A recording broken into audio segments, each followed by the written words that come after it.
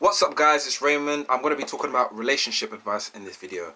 I'm not going to consider myself an expert on relationships. I think other people are more qualified than I am, but I want to talk about my personal experiences in life. I'm 22 years old and my personal experiences in life with relationships, dating, etc. And that's the furthest I can go. I can't talk about anything else. Maybe some references to friends and stuff like that. But what is dating, first of all? Let's define what dating is. So human beings, Homo sapiens, some people argue that we're not Homo sapiens anymore. Well, some people argue we're not Homo economicus anymore. But anyway, that's besides the point. So, what is dating? Why do human beings date? Well, human beings are animals, not animalistic in their behaviors, but animals nonetheless. We are biologically animals. So, why do animals need to date? Well, dating is simply an intermediary process of going out to get to know the potential mate, and that's what a date is, because eventually you want to be able to create a long-lasting relationship. And what is the purpose of a long-lasting relationship? To have offspring. And yeah, so it's offspring. So creating offspring is the purpose of dating. It's the long-term end goal of dating. Human beings, like any animal, is every day, every second, every minute fighting for survival. Your cells are fighting for survival. Thousands and millions of your cells die every minute. So not only are your cells dying, but you as a person, as an individual, like any other animal, are struggling in an ecosystem to survive. Survival of the fittest. That's what Charles Darwin has coined as a theory. So that is the purpose of dating. It sounds very scientific and boring, but it's the truth. But let me get to the sexy part of it. So dating can be very fun because it's a seductive way of looking at the overall biological process of survival of the fittest. And that's why men go to the gym. That's why men groom. That's why women groom. More so than men do. That's why women wear high heels, to accentuate the certain aspects of their bodies that might attract a male. So it's all about attracting the opposite sex, or whichever sex that you are attracted to, but mainly the opposite sex, because that's what biologically naturally produces offspring. So dating is that. So we've defined what dating is. I want to talk about relationships. The longest relationship I've ever had, I'm not going to say it because some people might judge me. But anyway, long-lasting relationships are as long as they can possibly be. And why? What is the importance of long-term relationships? I'm going to talk about the difference between one-night stands, short-term relationships, and long-term relationships, the benefits and the disadvantages of each of them. So one-night stands, as you already know, is a one-night stand. One-night stands don't have to be just a one-time fling and then afterwards the parties involved never speak to each other again. I think that's actually a rare occurrence, but there are advantages of one night stands. The pleasure, of course, is one advantage. You get to meet a new person, which is an advantage, which boosts your circle of influence, which is very important as a human being. And I'm going to talk about this in another video, the importance of your circle of influence, and how fame is actually a very good, positive thing if you know how to use it appropriately. But anyway, the advantages of a short-term relationship are, of course, the advantages of a one-night stand. Plus, you get to know the person and get to know the person a lot more in a more long-term manner.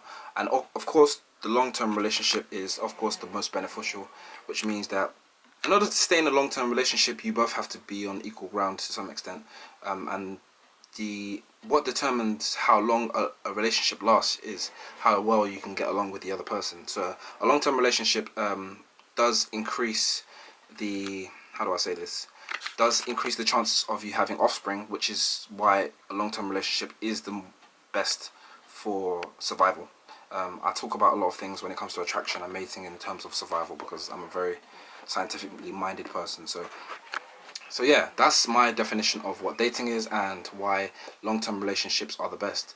What else can I talk about? I can talk about my experiences personally. My personal experiences, I hate one-night stands because they're very, in the moment, you could argue they're enjoyable because of the pleasure aspect, but short-term relationships are very detrimental because that automatically cancels out one potential person that you could have a positive impact in their lives.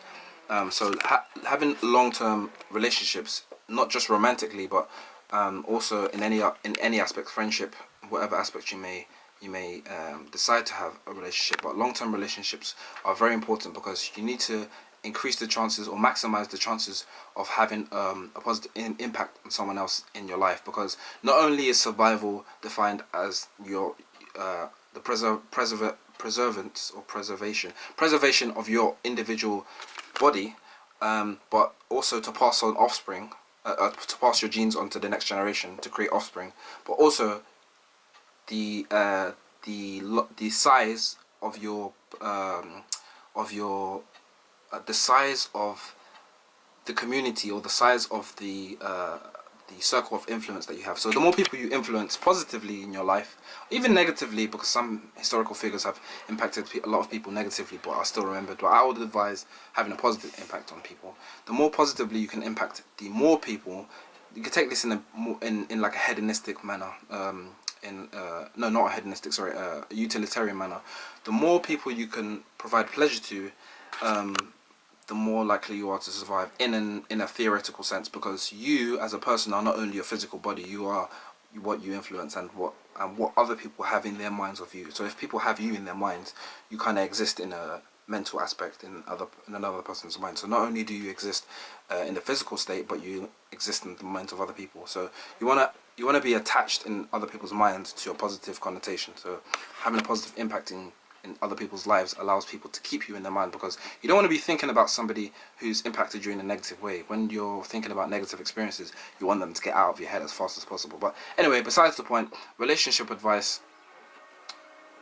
What's that noise? Anyway, relationship advice. What I would advise based on my own experiences. As I said earlier, I'm not an expert on this. My personal experience in terms of what the best thing to do is to meet people in person, because online dating has only been a recent invention, and meeting people in person has been what has allowed human beings to, and not only human beings but all animals, to pass on offspring for as long as human beings have been alive. So online dating has only been recent, so we haven't adapted as well as we could do in the long term as time goes by. So meeting people in person is the best. I wouldn't say online dating is bad. I think online dating is very good, especially for people that aren't confrontational. I don't think any person is would prefer to confront someone as opposed to being more subtle and using online dating. So I think online dating is a very, very good option.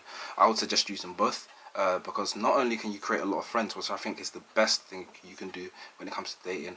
I believe that dating friends or dating people you know is the best thing you can do, because you already got past the first stage of discomfort. You already feel comfortable in the presence of that friend or those friends. So I think dating a friend is that. I think that's why dating friends or people you know for a long period of time is the most popular.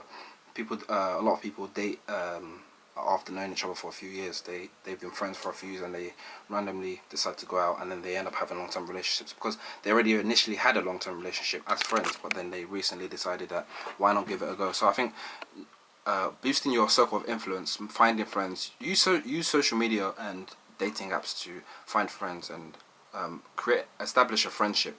That's these tips are if you want a long-term relationship, though, which I feel is the most important and the most healthy. I feel like one night stands, too many of them can be unhealthy, because especially if you're used to it. But I definitely think they're advantageous because you can't avoid them. But I definitely feel like every encounter you have with a human being, you should make it last as long as possible. Obviously, some aspects of long-term relationships are out of your hands, but there is you do have some power and capacity to make them last. There are things you can do to make them last. So anyway, I want to end this video. I hope I've influenced and provided relevant and necessary information for people that are watching. I know this video isn't very informative, but I think maybe I need some advice myself. So if you have anything to say, comment in the section below.